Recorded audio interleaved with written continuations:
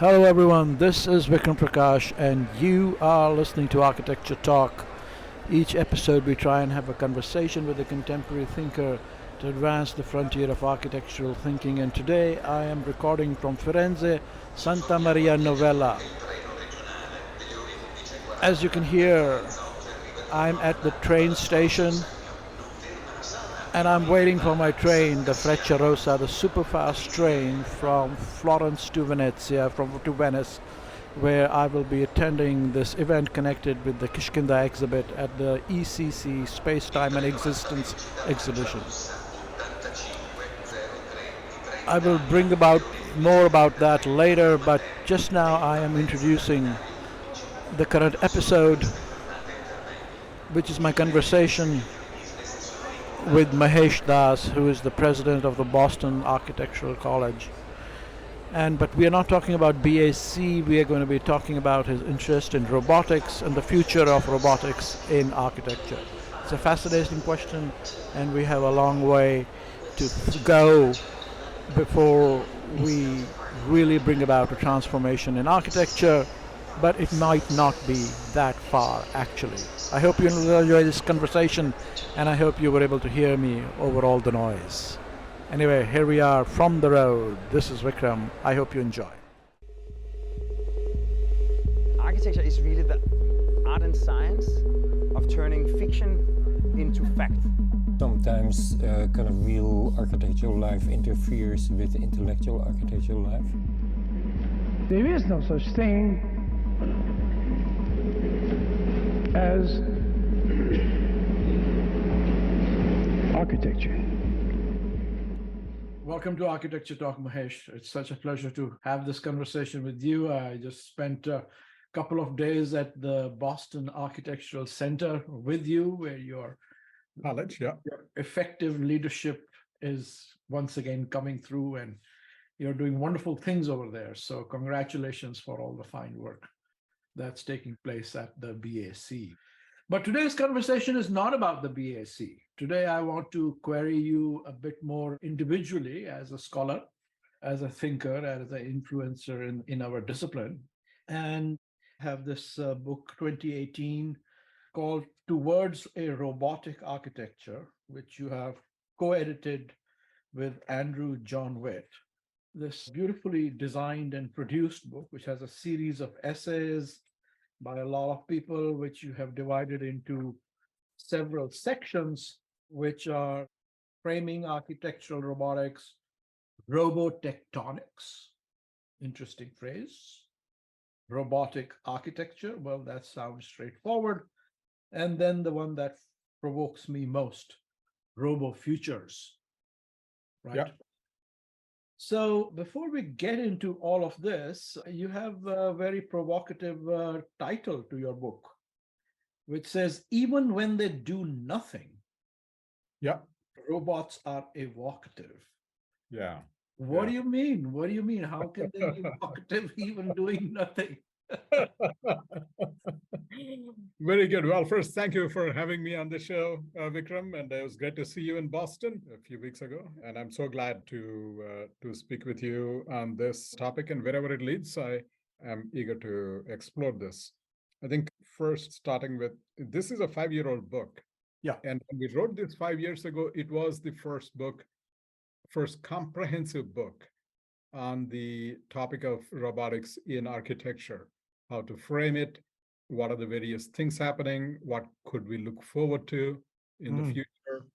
And at that time, we also were looking at artificial intelligence related applications, but there was not much going on at that time. Okay. Obviously, now it is a very different case, and there's a lot happening. Right. And so our next book, I Nobot, really treats it from a different lens and perspective, but nevertheless, this topic is robotics and AI. Right. Looking forward to it. So I think in terms of, however, I think the framing we did in the book towards robotic architecture is still very relevant and has been widely discussed. So I think starting with the quote, even when they do nothing, robots are evocative, is a quote from my essay in there. Uh-huh. When we talk about robots, we usually take a performative approach to it, where we think that it does something, Yeah. and that's where its meaning lies. Yeah. And we kind of challenge that and say that a robot is, of course, anything we make as humans involves technology, and robots are not an exception in that. Uh-huh. I think looking at it only through the perspective of technology or a performative lens, Yeah. that it does something, otherwise it is not meaningful, is something that we need to quickly go beyond. Why? So, as we frame in the book, a robot is something that, at its fundamental level, if we just look at a very basic framework of robots, a robot is something that senses something in the physical world. It thinks about it and does something in response to it in the physical world. Mm-hmm. So, first thing is robots are physical. Uh-huh. And that means that they have presence, material, and a point of view, Okay. and they have a form. Mm-hmm. The robots exist. Obviously, anything that exists in this universe, in this world, have some form. Yeah. And robots have a form. Yeah. And that form of robot is actually an important aspect of being a robot. And what it does, how it does, but also its relationship to humans and Right. the environment. Yeah. So, in that sense, even when they do nothing, robots still have presence, Yeah. are evocative, in the sense that their form might be indicative of something, they might imply something. It might be an operational robot or non-operational robot. It does not matter. That its form itself is fascinating. And if it has a human form, for example, we talk about 4 different ways of looking at form. Mm-hmm. And one is biomorphic, that does include anthropomorphic. Yeah. And then you have mechanomorphic, then you have amorphic or polymorphic. So, in that sense, the form of a robot is an important part of it being a robot. So, that's what the particular quotation goes to, is even when they do nothing, robots are evocative of something. What And occurs to me, Mahesh, is in popular culture, Mhm. evocation is frightening to a lot of people, Yes, threatening. What do you think absolutely. about that? Yeah. Well, what is Absolutely. Absolutely right. I think when we look at the literature in which robots are evoked, they're usually often from the perspective of fear.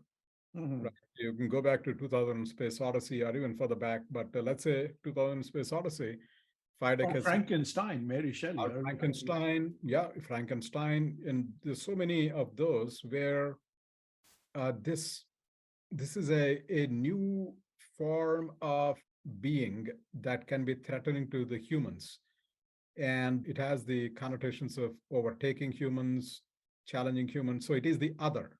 Yes, it is the other in that sense. Yes. It is the other. And the otherification is one important aspect of the fear. And until it is understood and is assimilated, if you will, into the culture, whether it is transformed culture or not transformed otherwise, is a different matter. But I think that's true with any technology, Mhm. including steam engines, right? When the steam locomotives were being made, people thought those were beasts and Yeah. Yeah. were ominous, right? Yes. So, Yes. likewise, I think we attribute to any new technology, any machine, let's put it that way, not technology, but rather machine, which is a result of technology as a body of knowledge, Yeah. that can be frightening, particularly at the outset when very few people understand it, about what it is, what it does, and what are the implications. And so that's the first response. No, but what I want to query you is, do you see robots Hmm, as machines? I hmm, mean, it hmm, seems to me what you said earlier, hmm, hmm, that hmm. they, even when they're sitting around, they can sense Yeah, and respond and make decision, now coupled with AI. right. At one point in the book, you say real-time sensing, computing, adapting, intelligent, and autonomous. Mhm. Haptic, adaptive, aware environments. So all these terms, Yeah, to a certain extent, make robots humanoidic. So they're no longer machines, really. yeah, you're right. We are machines too, biological machines. Yeah. In a glorified sense, we are machines. We can argue. Yeah. But I think in that sense, saying that it is a machine is a descriptive thing. But if we talk about identity of it being a machine, it has a certain technological basis. It is made of silicon and metal or whatever else, plastic and other materials, not necessarily biological, but in some cases, there are biological robots too. Yeah, bioengineering is coming. You talk about that. Yeah, yeah. Right? So in that sense, a machine, yes, in the sense that it is made. I think one of the distinctions that scholars have talked about is the distinction between, and we talk about in the next book quite extensively, the difference between humans and robots is that humans are born and robots are made. Mm-hmm. And that is used as a way to distinguish and bring a class separation between humans and robots. And a theological separation. Somehow we think that Well, because we are born, we have spirit or soul or something magical, indeed, which is, of course, scientifically untenable, right? indeed. And gods are those beings who are never born. Right, right, right, right. So there is a distinction between the origins of these, if you will, a corporeal existence of various beings.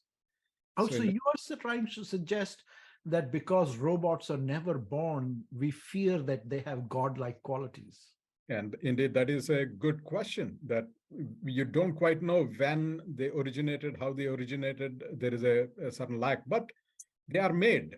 I think as long as we think they are made, we think they should be subservient. Mm-hmm. If it is not made and its origin is unclear, particularly in artificial intelligence cases, it is unclear when, let us say, something like ChatGPT originated, because it is been evolving. These large language models have been evolving for a while. You don't quite say on the particular day and time it began. So, Right, right, right, right. yes, I mean, theoretically, we don't really know when we began too, because the DNA is passing through. We've been evolving for indeed. 5 billion years. I mean, Absolutely right. Absolutely right. I think information, because we are accumulation of and accretions of information over long periods of time in the evolutionary process through DNA encoded into our biological being. So yes, in that sense, I think the more we think about it, the more it erases the distinction between intelligent beings as humans or robots or animals, and as we imagine them, the gods. so to summarize, what is your position on the legal status of robots? You know, corporations are people, apparently. Yes. Bruno Latour talks a lot about this. So, what is your thinking on the Yeah. So I think human status of robots? I mean, there is a lot of literature in the literature on jurisprudence that Mhm. there is a discussion about what is the status Mhm. of robots or artificial intelligence. Mhm. And the debate is really centered around, is there a personhood Mhm. for Right, robots? personhood. Yes, yes, that's the term. And if there is personhood with certain rights, and that is, I think, an actively debated thing, the very fact that the debate exists Right. shows that there is a trajectory toward personhood. Yes. Otherwise, we wouldn't even be talking about. We are not talking about personhood for, I don't know, a sewing machine, Yeah. uh, or even for that matter, a phone or a camera. But All it's of getting there. I mean, we understand that, that. cars, we have always had a kind of a sentient relationship with cars. Men have anyway. And now Right. people more and more feel traumatized if they leave their phone somewhere. That is true. And there is a relationship, but I think with robots, that changes it to another level. For instance, in Japan, where the robotic dogs are quite prevalent in order to Mhm. provide companionship, when the robotic dogs die, the owners hold funerals Mhm, mhm, for mhm, them. Now, when the robotic dogs are dead, they're not doing anything, right? I mean, they're dead. They can be considered dead machines. mhm, For the humans who have established a relationship, they are more than that. And mhm. there is a certain relationship and personhood identity that they draw from it. So Yeah, that's being human. I think everything we are talking about perhaps brings us to being human and how we are being human. yeah. And even things we create in our image have elements of being human. And that's what makes them special. Yeah, and that was the very provocative slogan of the Tyrell Corporation. If you remember, commerce is our business, more human than human is our motto. I mean, what that, and what you're saying, and that what that reminds me of is, in a sense, I sense that we are pissed off that robots, although you talked about robots dying, robots can theoretically never die. And even if they die, they can be revived and fixed and upgraded and adapted. And we're just pissed off that Yeah. we don't have that option. So if we also had that option, maybe we would be happier, like we can live forever with upgrades. And so true. And I think we do. I mean, obviously scientists right now, I mean, they're working on that, extending longevity to 150, 200 years for human beings. So in that sense, we might approach that, but you're right. There is perhaps a certain notion of envy. All right, that's a good sort of a opener for us to sort of Sure. dance around this extremely provocative, wide-ranging topic of Sure. the personhood of robots. But let's turn a little bit more to your research and thinking around the implications of robots Sure. for architecture, for the building and construction industry. Mhm. So do you think we are looking at a paradigm shift with robots? Yeah, I think so. There is no doubt that there is a convergence of opinions on this from wide variety of sources, Mhm. scientists, philosophers, and various quarters of the Mhm. society, that we are witnessing a paradigm shift. And that usually when we think about new technologies, we'd like to call them tools. Mhm. And when we say tools, there are two implications. One, that it is subservient, it has certain utilitarian purpose, Mhm. that it is under our control. Yeah. And I think the paradigm shift occurs when we realize that that is not so, that Uh-huh. these are not just tools, that these are either environments, or that they're actually transforming the way we live, but more importantly, the way we imagine ourselves and our own identity. For Okay. example, humans began to think of themselves as clocks or machines at the Mm. advent of the Industrial Revolution, and perhaps before that. Then we started thinking about ourselves as computers. And that is why we use the terms like, I'm still processing, Yeah. I'm I'm just downloading all the information. So I think we imagine ourselves, because being human is nothing absolute out there, and that being human is defined, redefined by various metaphors. And in that sense, this is a paradigm shift fundamentally about what we think of ourselves. That is one. The second level is how these technologies transform the way we live, the way we relate to each other and to our environment, to architecture and the cities as well. So, in that sense, there is a shift.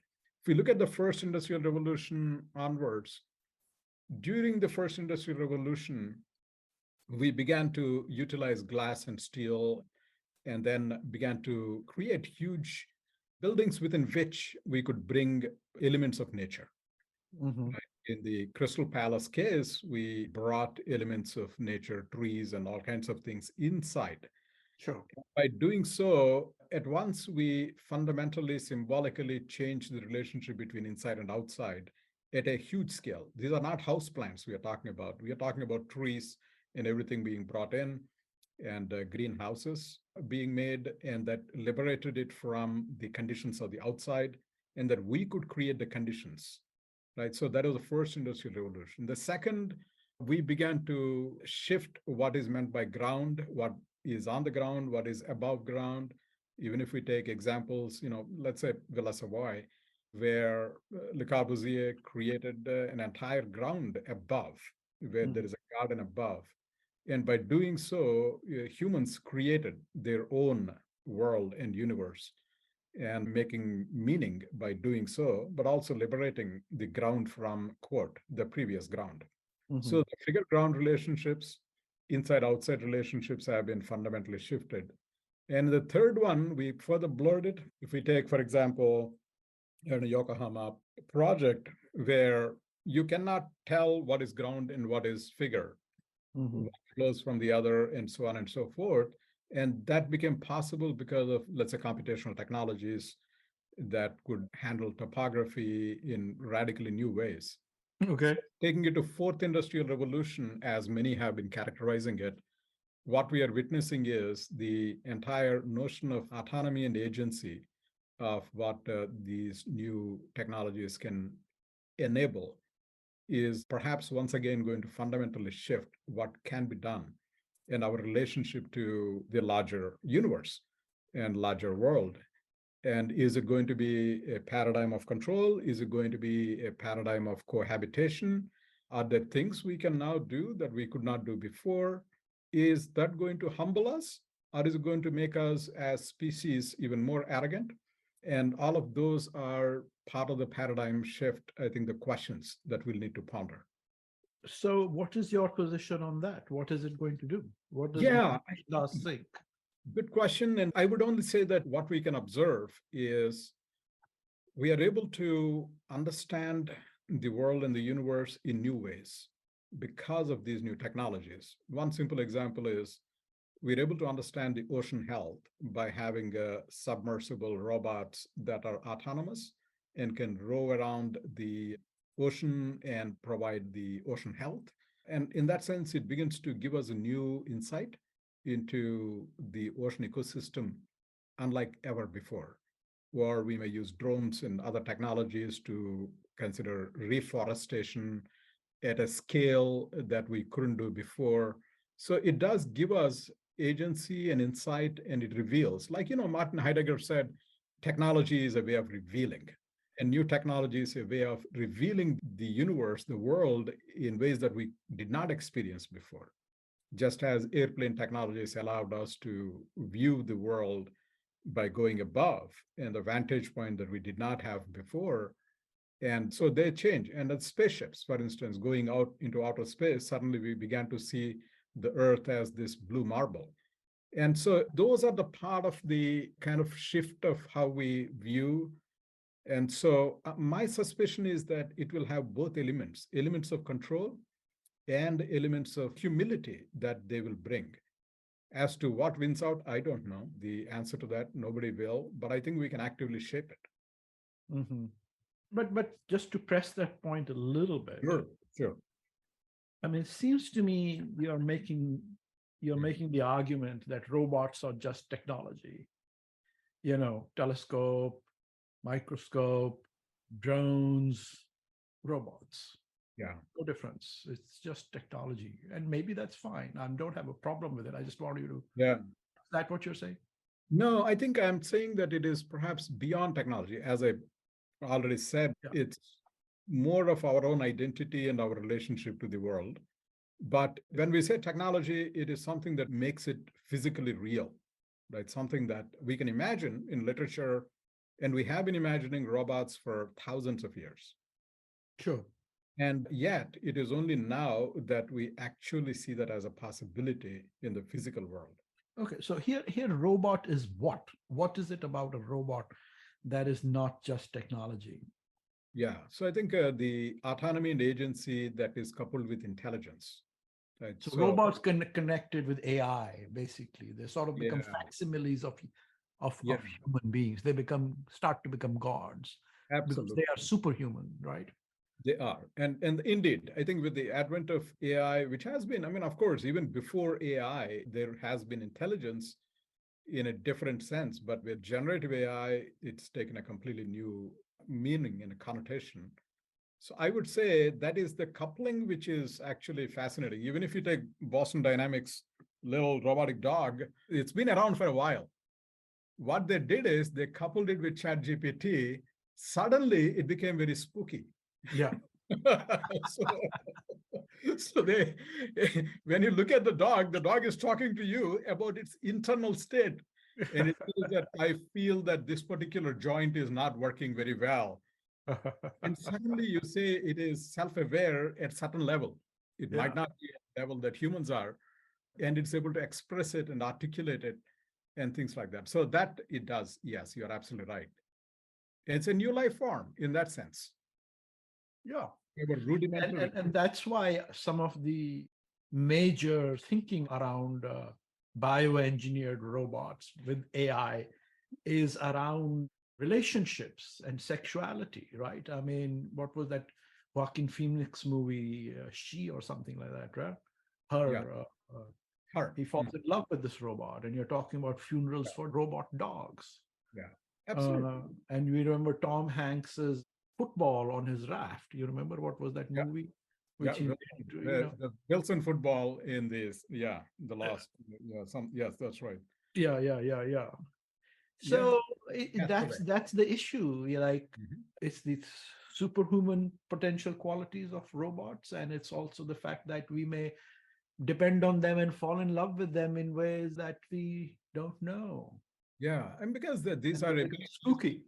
absolutely by design, these agencies are, meaning these particular manifestations of technology, are capable of things in certain areas humans cannot do. As you already said, one is they can potentially live forever. Yeah. Yeah, as long as the machines and parts are available, they could potentially live forever. That is one. And do insane And things. And Voyager is out there beyond Pluto now. isn't it? Yeah, that's right. So that's one. There is a notion of immortality that humans cannot be entitled to yet. Perhaps maybe in the future that will change. The second thing is that they are, in certain aspects of intelligence, they surpass humans. And with the large language models, generative AI, and with text to image AIs, where we have already seen that kind of a revolutionizing of certain abilities that are superhuman, but it can also be very dumb in certain other aspects at the moment. But it is a question of time horizon. If we look at only next month or next year, that is one thing. But when we look at next 10 years, next 50 and 100 years, that is entirely different. Yeah. When we put in perspective that, when we talk about airplanes, they have been around only about a century. No, I agree. I agree. Yeah. We're just So, getting going. Give us 150, 100, 500 years. It's going to be a transformed thing. transform things. So I think it's a time horizon thing when we talk about robotics and AI, what they can or cannot do. Noam Chomsky had a very interesting article in New York Times about AI, where his argument is that you can't attribute too many things to these new technologies and that they are not human, they're so on and so forth. And it is true in the current state and at this particular time, within a year or two, that might be so. But not What for happens? Not forever. And when you look at the trajectories of where they're headed, that can be very interesting. And its implication to who we are, how we live, and how we make our environments, and how our environments begin to interact with us, all of those will change. And I think one aspect we haven't yet talked about is how these agencies will become part of the human biological composition as well. Yeah. Will we merge? And I think the answer is obviously yes, that we will at some point of time become cyborgs. For sure. We already are. I mean, this is Right. Glasses are technology, but I want to just drill in now. I mean, and now tell me about the future of architecture. I mean, our industry has sort of been hanging around doing the same technology for a very long time. Now, slowly, this technology will robots and AI transform architecture and construction. Absolutely. Yeah. In our next book in I Know About, there is a chapter called Architecture Without Architects, obviously a reference to Bernard Rodofsky's thing, but we use it in a very different way. Yeah. It's a dystopian story. Mm-hmm. And in that particular story, we posit that at some point in the future, it becomes illegal for humans to practice architecture. Yes. What happens is, in that particular story, the protagonist goes in search of the last remaining human architect who is hidden away somewhere in South America. And so it's a journey about that. And what they discover, you have to read it, but the premise is what is important. Is it possible? I think it can be imagined. Will it be the case? I don't know, but I think it is definitely one of the scenarios where we can say, is it possible? Look at airplanes. So much of automation has entered that airplanes can really virtually fly themselves. Mm-hmm. In fact, as a joke goes, in the near future, the airplane flight decks will have a pilot and a dog. Yeah. And the role of the dog is to prevent the pilot from touching anything. Then we say, why do you have the pilot there? Yeah. The role of the pilot is to feed the dog. So it's obviously a caricature, but I think there is an element of truth to it. No, but why would future robots make architects illegal? Because they do such a bad job building cities and robots can do it so much better? One could argue Black that Mirror. I'm thinking Black Yeah, Mirror. no. I've seen Black no, Mirror. Yeah. one could think that these are becoming complex systems that we might become from designing direct things to designing systems that design and build things. Right.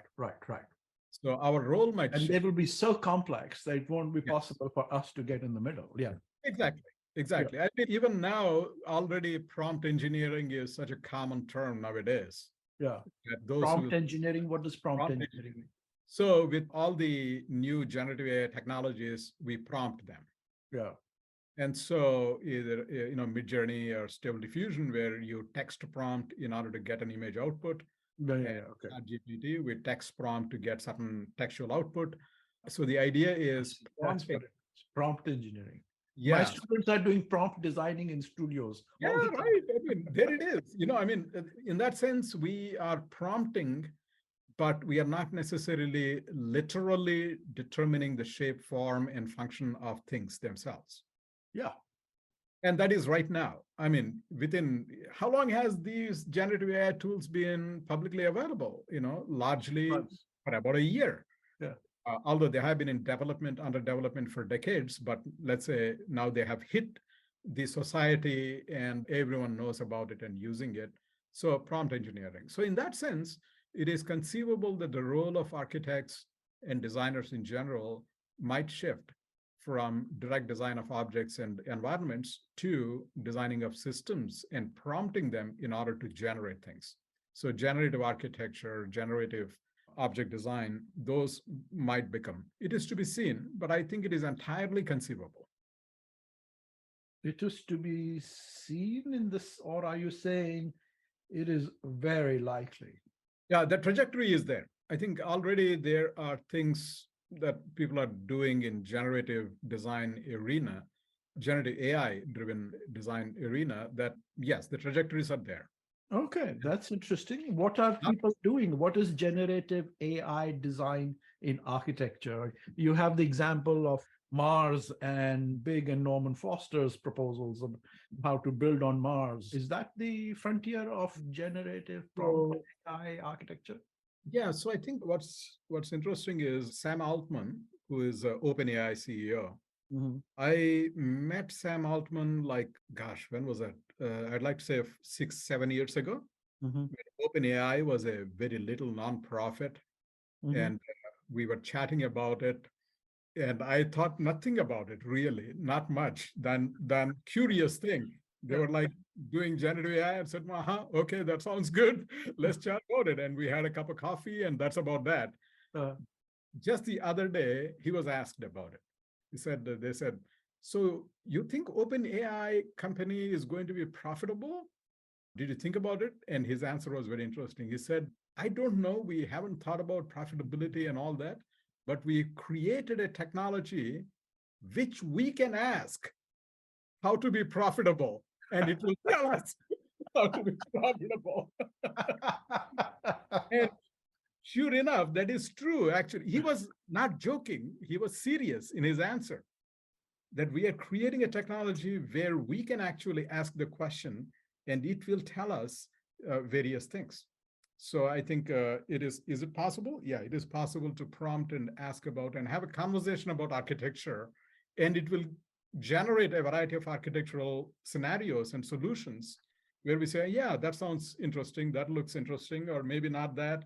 So you can have a conversation with generative AI working in the area of design, as we already are in Midjourney and Stable Diffusion and whatnot in other models. The trajectories are there. That is one. The second is robotic architecture. In our next book, I know about one of the stories is about a child who grows up in a house that is robotic. And the relationship between them and the notions of love, belonging, parenting, all of these, suddenly we think about our environments in a different light and different relationship. So that is a spin on that. So it's not just generating architecture as in a static formal accretion of some kind, but rather as active systems themselves. So you might be actually prompting your house certain things at some point in time about doing certain things or whatever it is. But so those kinds of things change our relationship. Right now, I don't necessarily talk to my house, but in the future, as we evolve, we will be talking more and more as technologies are integrated into the ability to change the environment, because the fundamental notion of robot is Mm-hmm. the environment, think about it, and Right. change Right. the environment. Right. So in that sense, it lends itself to robotic architecture. So I think generating the ideas and design is one aspect of it, but also actually robotic architecture itself, and that is imbued with intelligence, artificial intelligence is another. So I think there are some possibilities there.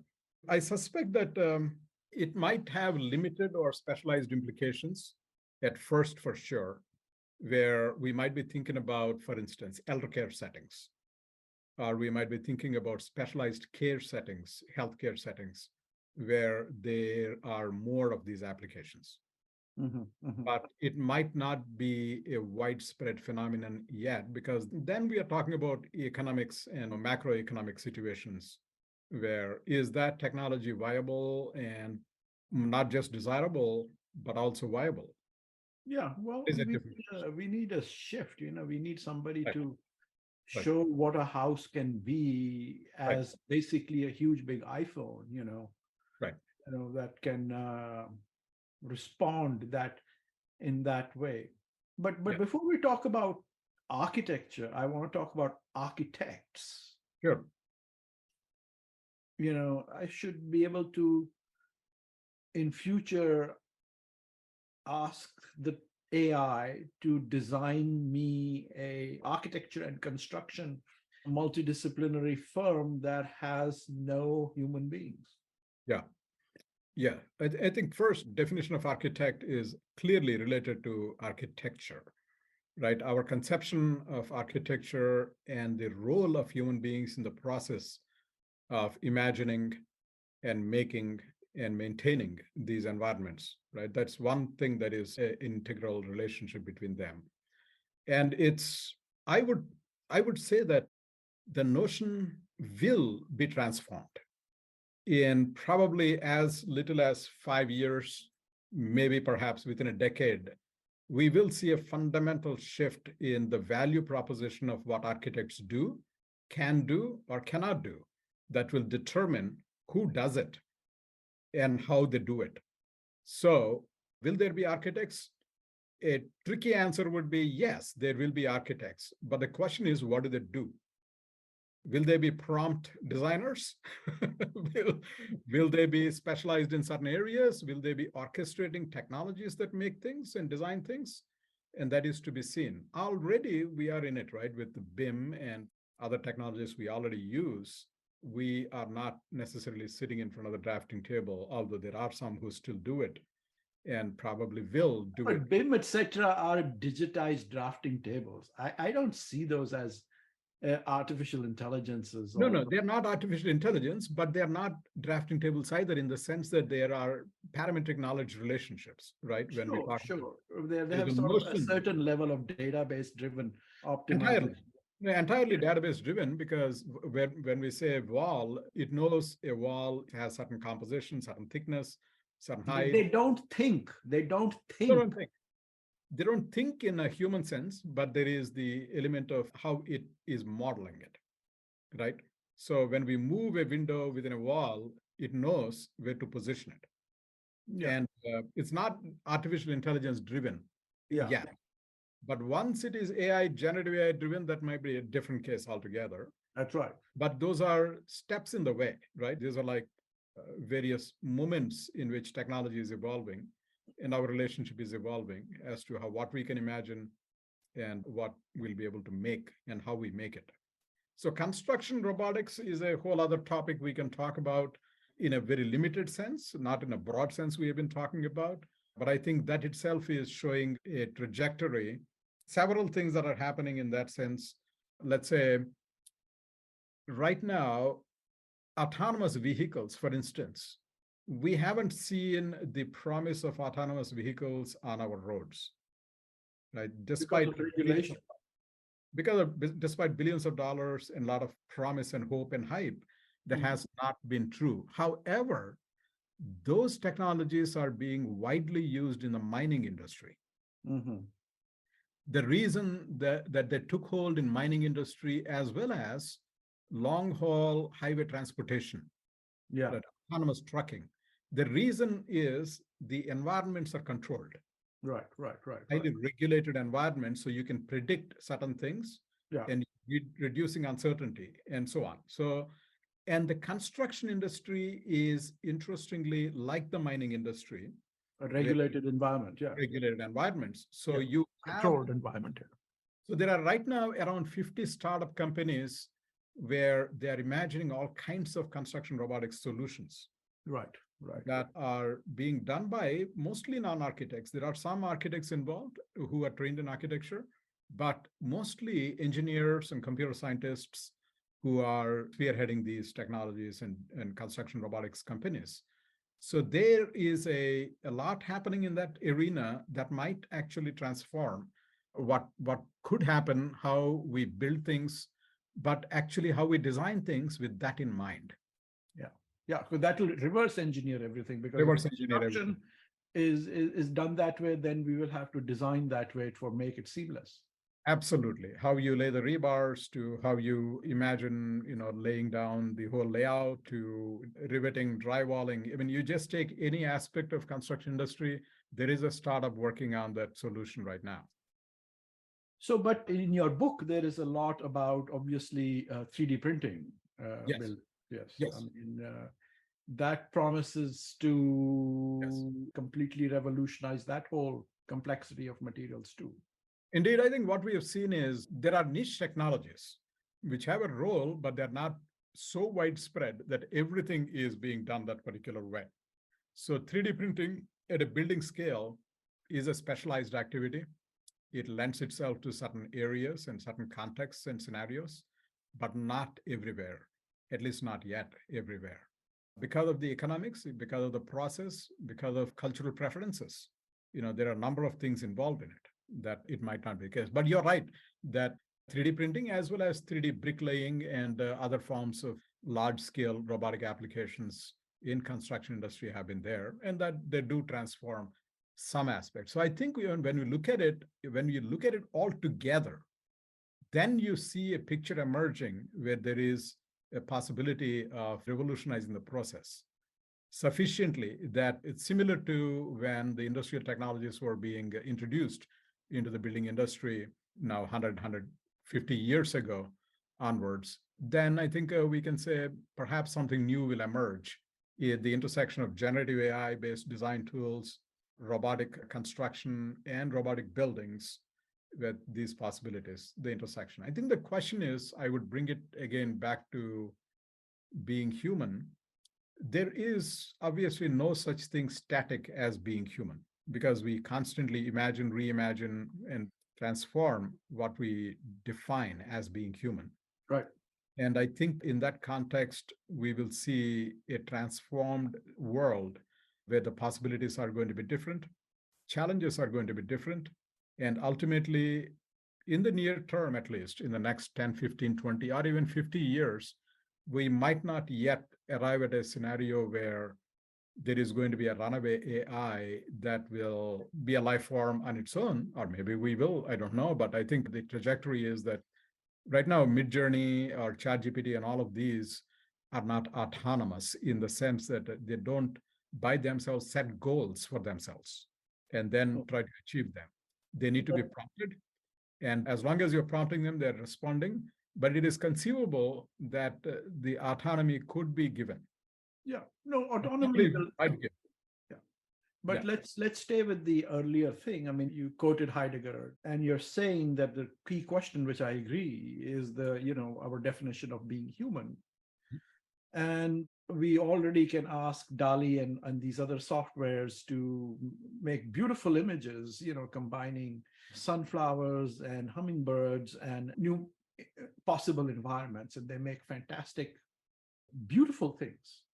Now, if they can make beautiful paintings, beautiful drawings, I suppose we could in future tell them to create poetic spaces. Absolutely.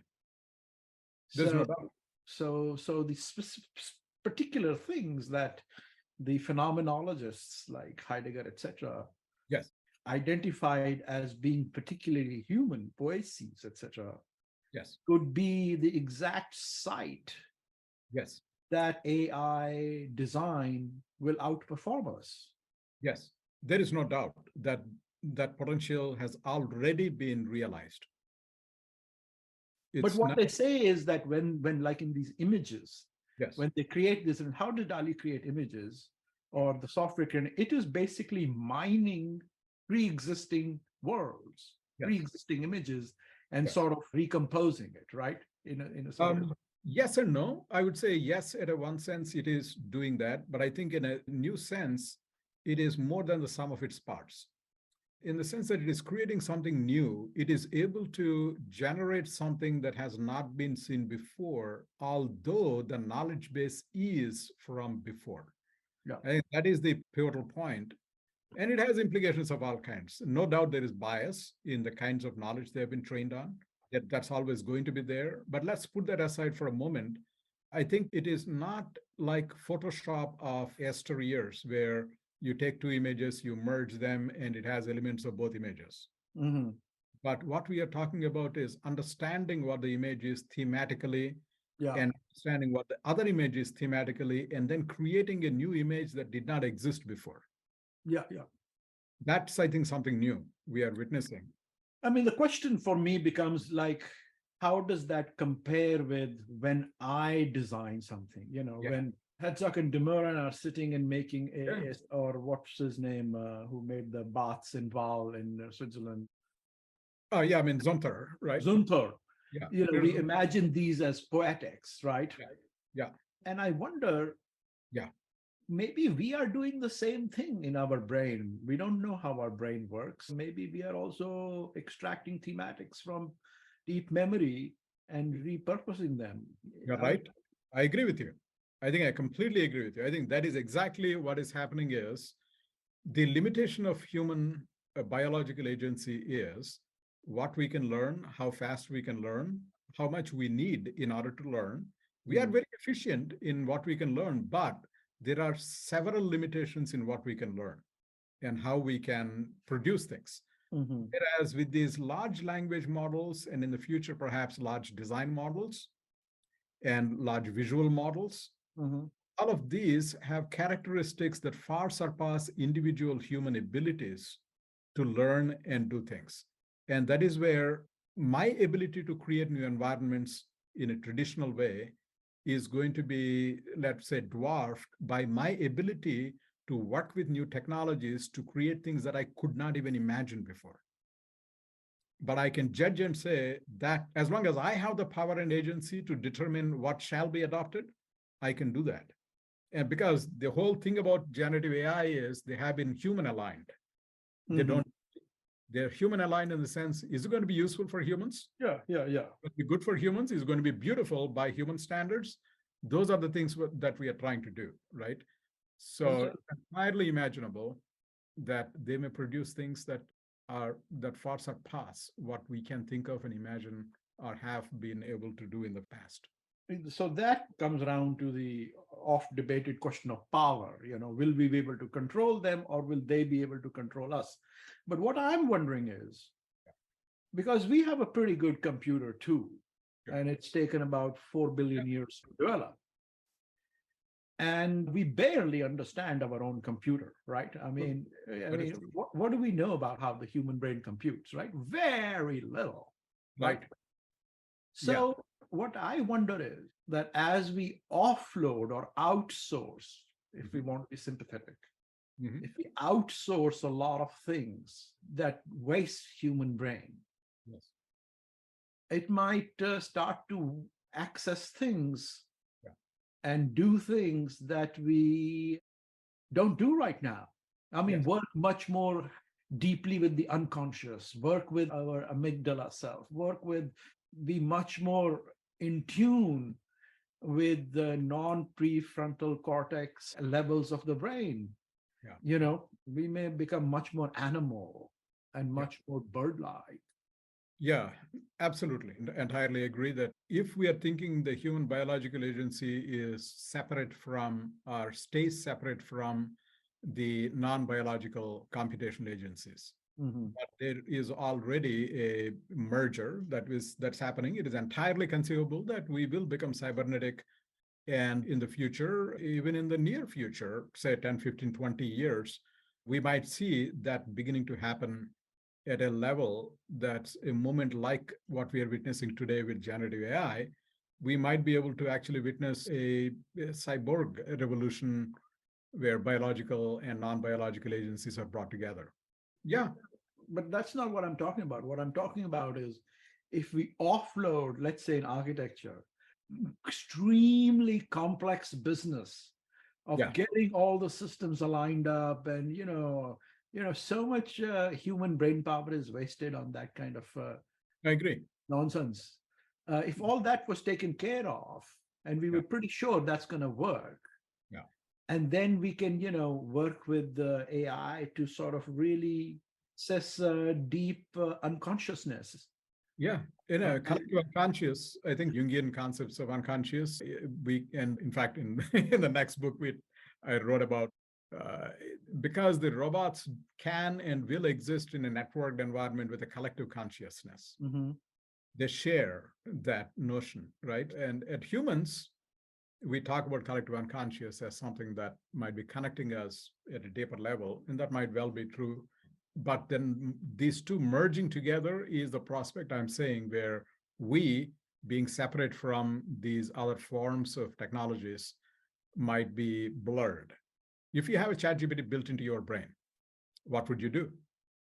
If you have it built into your brain, what would you do? And in that sense, it is already happening, right? It's In already there. It's conceptual, already there. Yeah. it's Yeah. already there. So we can and then will imagine other things and possibilities. And then the question is, what is going to motivate us to do and to what end? Are Yeah. are corporations going to control these? Because already training of these models, which is ChatGPT 4, is known to have taken hundreds of millions of dollars to train it Mhm. and power it, Mhm. literally powering it. But human brain is so elegant that it has evolved over billions of years, and it is very efficient in how it learns and all that. But it's a matter of time when we'll have other technological agencies that will be more efficient too. Just as and obviously in 1940s, when the computer was invented, it took an entire building size. Mhm. And in Philadelphia, it was known that when you turn on the computer, it dimmed the lights in the entire Philadelphia. So, but now we have a computer that is in my watch and in my phone that is far more powerful. So No, it's entirely conceivable. The models will become more efficient and effective. But that prospect is great. And we, as people who are trained in architecture and design, can bring something unique to the table in shaping these technologies, because we do bring concerns about being human, at least in the current form of biological reality, but also in terms of being a resilient world. Mm.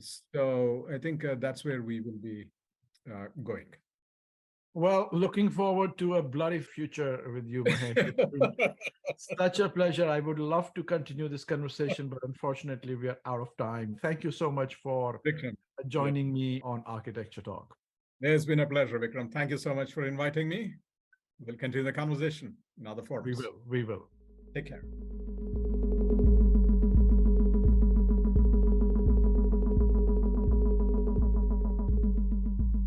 Thank you for listening to Architecture Talk. This is your producer, Mary Lee. We hope you enjoyed the conversation, and if you did, please subscribe and rate us on iTunes or Spotify. We would also love to hear from you if you have any suggestions on new topics or guests. You can always reach out to us on our website, Facebook, or Instagram. Thanks again, and until next time, this is Architecture Talk.